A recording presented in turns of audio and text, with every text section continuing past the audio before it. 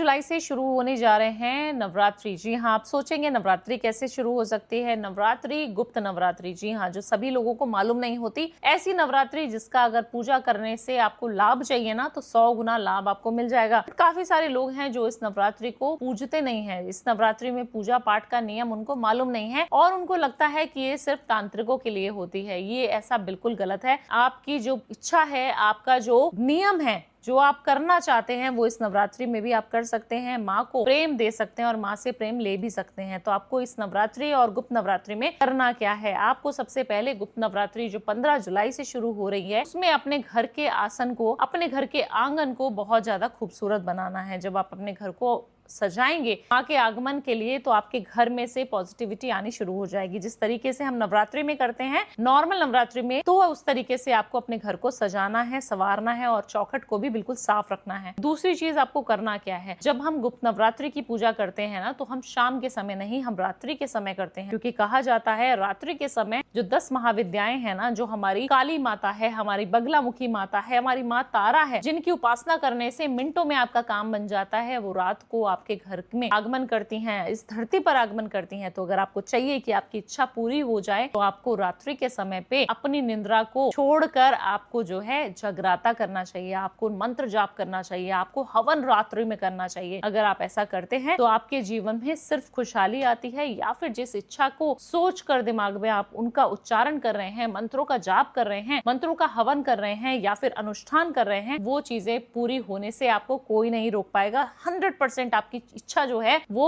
इस गुप्त नवरात्रि पूरी होकर रहेगी। आपको करना क्या है, अपने घर की साफ सफाई के बाद आपको रात्रि के 11 बजे से लेके 12 बजे तक आपको माँ का जाप करना है। माँ के किसी भी मंत्र का आप जाप कर सकते हैं। अगर आपको लगता है कि मेरे ऊपर किसी ने कुछ कर दिया है, मुझे ब्लैक मैजिक जैसी फीलिंग आती है, मेरा सर भारी रहता है, मुझे नेगेटिविटी या नजर बहुत जल्दी लग जाती है, मेरे सारे काम जो है अटक गए हैं, किसी ने बांध दिए हैं, तब आपको माँ काली की उपासना करना अनिवार्य है। माँ काली की उपासना में आपको क्या करना चाहिए, आपको हवन करना चाहिए गुप्त नवरात्रि में। और जो हवन करेंगे ना, वो बिल्कुल जिप लॉक करके करेंगे। किसी को आपके हवन के बारे में कानो कान खबर नहीं होनी चाहिए। उसके लिए आप हम लोगों से भी संपर्क कर सकते हैं, या फिर अगर आपको आता है तो अपने घर में आप छोटा सा हवन खुद से भी कर सकते हैं। दूसरी चीज, माँ को नींबू की माला, जी हाँ, माँ काली को आप जानते हैं कि नींबू की माला चढ़ाई जाती है। 108 नींबू, 21 नींबू, 31 नींबू, 11 नींबू, जितनी आपकी श्रद्धा है ना, उतनी माला बनाकर पिरोकर माला को आपने माँ के दरबार में, माँ काली के दरबार में रात्रि के समय जाकर चढ़ा के आना है। अगर आपको रात्रि के समय कोई मंदिर ओपन नहीं दिखता, क्योंकि माँ काली का दरबार जो है, काफी सारे लोग हैं जिनके घर के आसपास होता नहीं है, तो आप क्या करें, आपको जो है अपने घर के आसपास कोई भी देवी का टेम्पल ढूंढना है और उसके मेन मुख्य द्वार के बाहर, जहाँ पर मंदिर होता है ना, उसके मुख्य द्वार के बाहर कहीं पर भी पीपल का पेड़ जरूर होगा। उस पीपल के पेड़ के पास आपको वो 108 नींबू की माला, 11 नींबू की माला, 21 नींबू की माला जो आपने बनाई है ना, रात्रि में 11:05 से लेके 12 बजे तक आपको छोड़ के वहीं पर आ जाना है। पीछे मुड़कर आपको बिल्कुल नहीं देखना है। तीसरा नियम, इस समय पे मंत्र जाप का उच्चारण करना, अनुष्ठान करना, हवन करवाना, नींबू और मिर्ची से हवन करवाना बहुत ज्यादा अनिवार्य हो जाता है। तो आपके घर के आसपास अगर कोई ऐसा गढ़ है जहाँ पर आप फील होती है कि एनर्जी है, शक्ति है, तो आप वहाँ पर हवन जरूर करवाएं। अपने नाम से, अपने गोत्र से आपको पूजा अनिवार्य करवानी चाहिए। अगर आपको ऐसा कोई साधन नहीं मिलता कि आपको कहाँ हवन करवाना चाहिए, तो आप दिए हुए नंबरों पे कांटेक्ट कर सकते हैं, जिससे हम आपकी पूजा आपके नाम और आपके गोत्र से करवाएंगे और उसका लाभ आपको पूरा मिलेगा। तो हर एक इंसान के लिए पूजा जो है अनिवार्य है इस गुप्त नवरात्रि, क्योंकि कोई ना कोई काम ऐसा होगा जो हर एक इंसान का अटका हुआ होगा, कोई ऐसी इच्छा होगी जो आपकी पूरी नहीं हो रही होगी। तो अगर आप भी चाहते हैं कि आप इस नवरात्रि में, इस गुप्त नवरात्रि में लाभ उठाएं, तो हर हर महादेव कमेंट में जरूर लिखें। और इस तरीके से जो नियम बताया है ना, ये उपाय अगर आप कर लेंगे तो आपकी सारी इच्छाएं पूरी होने से कोई आपको रोक नहीं पाएगा। हर हर महादेव कमेंट में लिखें और मुझे ऐसे ही प्यार देने के लिए मेरे चैनल को सब्सक्राइब करें, लाइक करें, कमेंट करें और हर हर महादेव लिखते जाएं। हर हर महादेव।